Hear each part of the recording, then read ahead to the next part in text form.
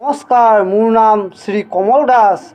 আপোনালোকে দেখি আছে Kamal Das blog and music চেনেললৈ।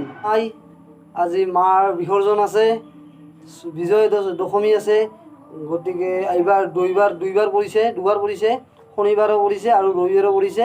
চ' শনিবাৰ মানে যোৱা শনিবাৰ আছিল, তাতেও বিজয়া দশমী পৰিছে, আজিও পৰিছে। মানে কিছুবিলাক ঠাইত আজি কালিয়ে মানে বিদায় দিছে মাক, আৰু আজি কিছুবিলাক ঠাইত দিব বিদায়।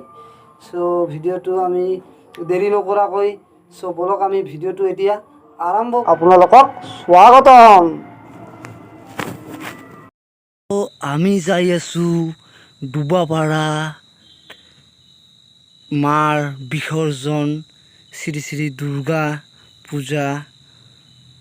আমি যাই আছোঁ ভাষণি মেলা চাবলৈ।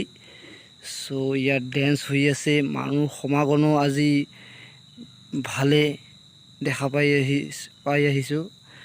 চ' দেখিবলৈ পোৱা গৈছে। মোৰ জীৱনত প্ৰথমবাৰ সমাগম দেখিবলৈ পোৱা গৈছে ডুবাপাৰাৰ। তো চাই থাকক। ভিডিঅ'টোত অলপমান পাগলামি কৰিলোঁ, ভাল লাগিল, ফূৰ্তি কৰিলোঁ, এনজয় কৰিলোঁ প্ৰথমবাৰৰ বাবে।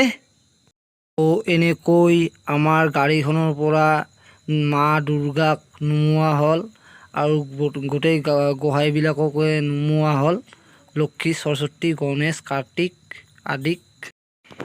আৰু এনেকৈ গাড়ীৰ পৰা নুমোৱাৰ পিছত এনেকৈ মাক বিসৰ্জন দিয়া হয় আৰু ব্ৰহ্মপুত্ৰ নদীত এনেকৈ ভাহাই দিয়া হয়। এইটো আমাৰ পৰম্পৰা হিন্দুৰ। চাই থাকক কেনেকৈ ভাহাই দিয়ে। এনেকৈ আমি গোটেইবিলাক চিঞৰিলোঁ দুৰ্গা মাই বুলি, জয় বুলি কৈ ইয়াতে আমি